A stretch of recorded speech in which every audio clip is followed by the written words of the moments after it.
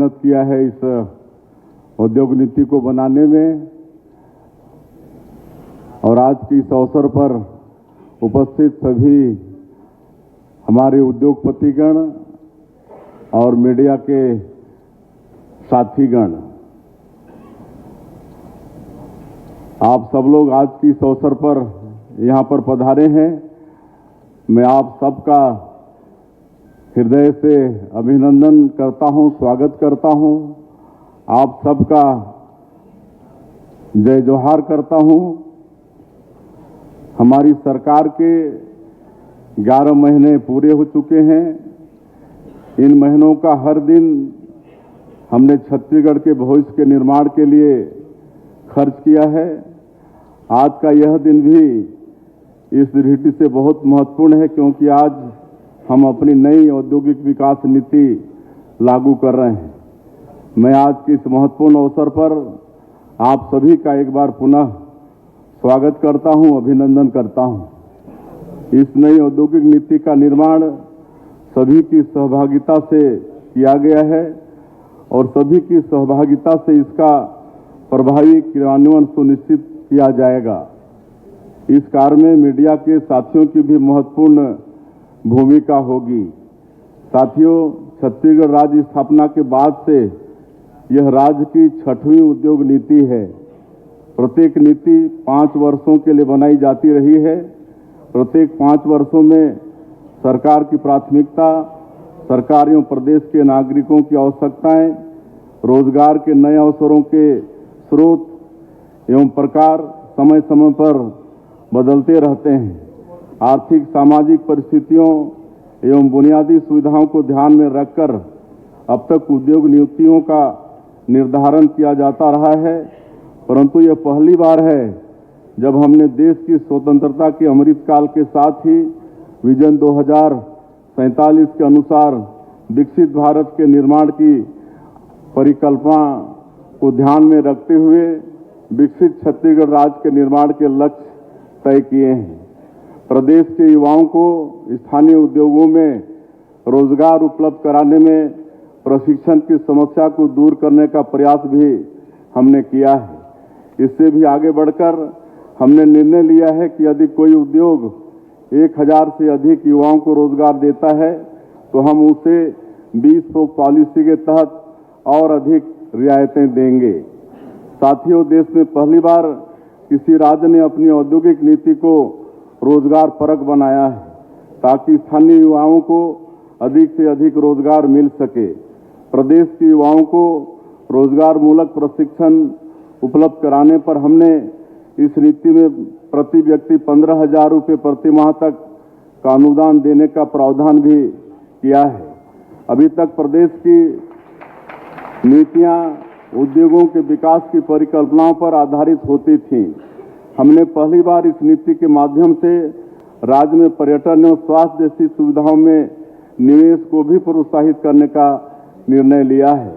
इससे हमारे राज्य में पर्यटन भी एक उद्योग की तरह विकसित होगा। मुझे यह बताते हुए भी खुशी हो रही है कि हमने स्वास्थ्य सुविधाओं के विकास में किए जाने वाले निवेश को भी उद्योग की तरह ही तमाम छूटें और रियायतें देने का प्रावधान पहली बार किया है।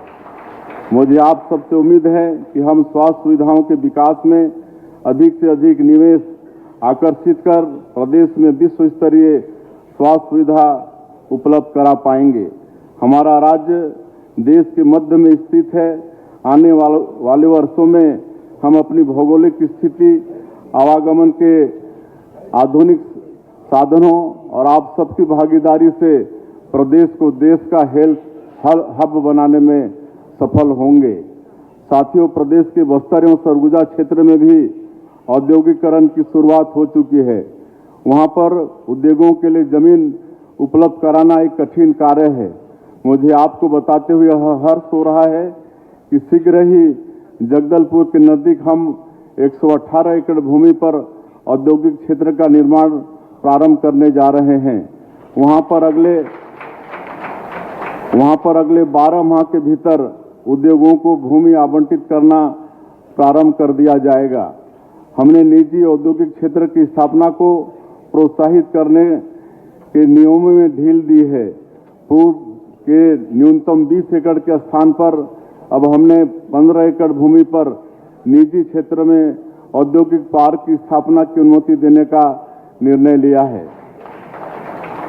हम संभवतः देश में प्रथम राज्य होंगे जिसने युवा अग्निवीरों एवं नक्सल पीड़ित परिवारों को स्वयं के रोजगार धंधे स्थापित करने पर विशेष अनुदान एवं छूट देने का प्रावधान किया है।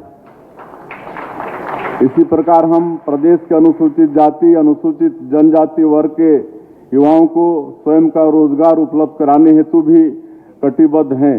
इसके लिए हम इन वर्गों के उद्यमियों को मात्र 1 रुपये प्रति एकड़ की दर पर औद्योगिक क्षेत्रों में भूमि दे रहे हैं।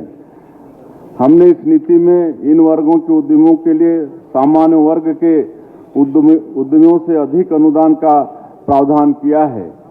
यह नीति सबका साथ, सबका विकास, सबका विश्वास और सबका प्रयास की हमारी अवधारणा की पुष्टि करता है।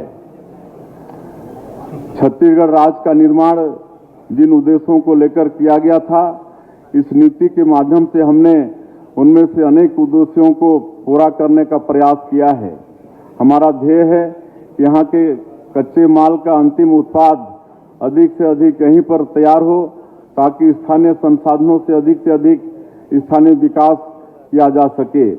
शासन स्तर पर हम युवाओं के लिए रोजगार के ज़्यादा से ज़्यादा अवसरों का सृजन कर रहे हैं, लेकिन हमारी सोच है कि हमारे युवा पाने वालों के साथ साथ देने वाले भी बने, वे उद्यमी बने और स्वयं भी रोजगार के अवसरों का सृजन करें। पंडित दीनदयाल उपाध्याय जी ने अंत्योदय का संदेश दिया है। इस नई उद्योग नीति के माध्यम से हमने इस लक्ष्य को भी हासिल करने का प्रयास किया है। हमने नई नीति में पर्यावरण संबंधी चिंताओं का भी ध्यान रखा है और उनका निराकरण प्रस्तुत किया है। हमारा लक्ष्य है व्यापार उद्योग की सुगमता से जीवन की सुगमता के लक्ष्य को हासिल करना। हमारी नीति नागरिकों के जीवन को आसान बनाएगी और उन्हें मूलभूत सुविधाएं सहजता से हासिल करने में सहायक होंगी। साथियों, राज्य को देश का कोर सेक्टर हब कहा जाता है। आप सबका इसमें बहुत बड़ा योगदान है। अब देश में लोहे का भाव पंजाब के गोविंदगढ़ या महाराष्ट्र के जालना में तय नहीं होता, अब यह छत्तीसगढ़ में यह छत्तीसगढ़ तय करता है। इसके लिए आप सब बधाई के पात्र हैं। हम चाहते हैं यही व्यवस्था अब अन्य व्यवसायों में भी बने। मैं इसके लिए आप सबसे समय समय पर सुझाव भी लेता रहूंगा। हम छत्तीसगढ़ में व्यापार करने की लागत को कम करने के लिए प्रतिबद्ध हैं। हम उद्योगों को स्थापित एवं संचालित करने में होने वाले व्यय जैसे बिजली, परिवहन, कुशल कर्मचारियों को छत्तीसगढ़ राज्य के सीमा से लगे पड़ोसी राज्यों की तुलना में सबसे कम करने के लिए समर्पित हैं। उद्योगों को बढ़ावा देने के लिए आवश्यक औद्योगिक विद्युत अधोसंरचना जैसे इंडस्ट्रियल पार्क, एक्सप्रेसवे, रेल विस्तार, पावर ग्रिड आदि पर हम प्रतिवर्ष राज्य के जीएसडीपी का 1% व्यय करने के लिए प्रतिबद्ध हैं। आपकी समस्या हेतु निराकरण प्रणाली विकसित करेंगे, जिसमें हम 7 दिनों में समस्या निराकरण की जिम्मेदारी लेंगे और जिसे चीफ सेक्रेटरी की अध्यक्षता वाली उच्च स्तरीय समिति हर 15 दिन में समीक्षा करेगी। उद्योग विभाग द्वारा सब्सिडी जारी करने के लिए अधिकतम 3 स्तर और अधिकतम 7 दिनों की समय सीमा सुनिश्चित की जाएगी। उद्योग स्थापित करने हेतु भूमि उपलब्ध कराने के लिए एक तरफ हम न्यूनतम सरकार की अवधारणा के तहत निजी औद्योगिक पार्क को 30% सब्सिडी देकर प्रोत्साहित कर रहे हैं, तो वहीं दूसरी तरफ हम उद्योगों के लिए रेडी और विकसित प्लाट आपके आवेदन के 60 दिनों के भीतर उपलब्ध कराना सुनिश्चित करेंगे। हम यह कोशिश करेंगे कि उद्योग की स्थापना एवं संचालन में सरकारी हस्तक्षेप न्यूनतम हो एवं यथासंभव सेल्फ सर्टिफिकेशन अथवा ऑनलाइन माध्यम से हो, ताकि आपके उद्योग हेतु आपको सरकार के पास आने की आवश्यकता ना पड़े। उद्योगपतियों को राज्य सरकार द्वारा विशेष सहूलतें दी जाएगी। आपकी सहूलतों के लिए IIM रायपुर के साथ MOU करके वहां के पास आउट छात्रों को मुख्यमंत्री औद्योगिक इंटर्नशिप के तहत इन्वेस्टमेंट मैनेजर के रूप में नियुक्त किया जाएगा, जो आपके घर बैठे आपकी प्रक्रियाओं को सुगम बनाएंगे। इस नीति को तैयार करने में आप लोगों के कीमती सुझाव और हमारे अधिकारियों की कड़ी मेहनत लगी है। मैं सभी औद्योगिक संघों, व्यापारिक संघों, शिक्षा संस्थानों, व्यक्तियों और हमारे विभागीय सचिव और अधिकारी कर्मचारियों को बधाई देता हूं और विशेषकर हमारे सरकार की उद्योग मंत्री, उनके पूरे विभाग के अधिकारियों को, सबको मैं बहुत धन्यवाद देता हूं इस सुंदर औद्योगिक नीति लाने के लिए। सबने बड़ी मेहनत की है और एक बार फिर मैं सभी उद्योगपतिगण, हमारे मीडिया के साथीगण, आप सब लोग इस समारोह में पधारे, इस समारोह को सफल बनाएं, इसके लिए आप सब लोगों का एक बार फिर मैं धन्यवाद करता हूं और आशा करते हैं कि सब मिलकर इस छत्तीसगढ़ को विकसित छत्तीसगढ़ के रूप में हम सब लोग खड़ा करेंगे। जय हिंद, जय छत्तीसगढ़।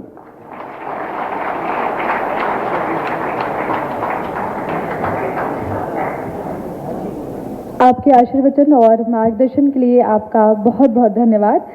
इसके पश्चात मैं इस औद्योगिक विकास नीति 2024-30 के धन्यवाद ज्ञापन के लिए मंच पर आमंत्रित करती हूं श्री विश्वेश कुमार जी, प्रबंध संचालक CSIDC।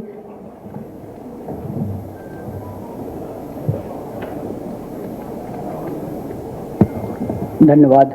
आप सभी को नमस्कार। मैं आभार व्यक्त करता हूं आज के कार्यक्रम के हमारे मुख्य अतिथि श्री विष्णुदेव साय जी, मुख्यमंत्री छत्तीसगढ़ का, जिन्होंने अपने कुशल नेतृत्व क्षमता एवं अपने मार्गदर्शन में इस औद्योगिक नीति को पूर्ण करने में महत्वपूर्ण भूमिका निभाई और हम लोगों का कुशल मार्गदर्शन किया और आज अपना बहुमूल्य समय देकर हम सभी को गौरवान्वित किया है। सर, आपका बहुत बहुत धन्यवाद। मैं आभार व्यक्त करता हूं हमारे अध्यक्षता कर रहे माननीय उद्योग एवं वाणिज्य मंत्री श्री लखन लाल देवांगन जी का, जिन्होंने ना सिर्फ अपना मार्गदर्शन बल्कि सहजता से हम सभी के बीच में उपलब्ध रहे और इस औद्योगिक नीति को पूर्ण करने में हम सभी लोगों को अपना मार्गदर्शन दिया। सर, आपका बहुत बहुत धन्यवाद।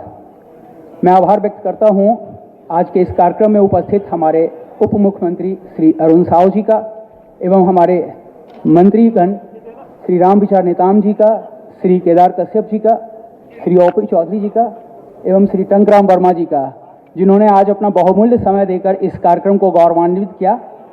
आपका बहुत बहुत धन्यवाद सर। मैं विशेष रूप से आभार व्यक्त करता हूं हमारे मुख्य सचिव महोदय श्री अमिताभ जैन सर का, जिन्होंने लगातार अपना मार्गदर्शन और सुझाव देकर हम लोगों को इस औद्योगिक नीति को पूर्ण करने में सफलता मिली। आपका बहुत बहुत धन्यवाद सर।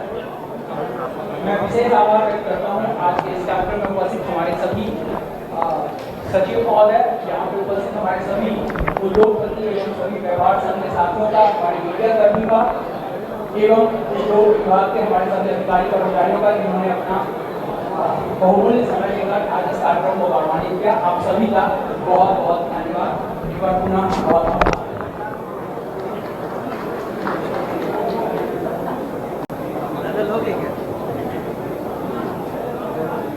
आप सभी अतिथियों का एक बार फिर से धन्यवाद। मैं प्रभात की तरफ से आप सभी को एक बार धन्यवाद ज्ञापन करती हूँ और आप सभी को रात्रि भोज के लिए आमंत्रित। औद्योगिक विकास नीति 2024-30 का सभी को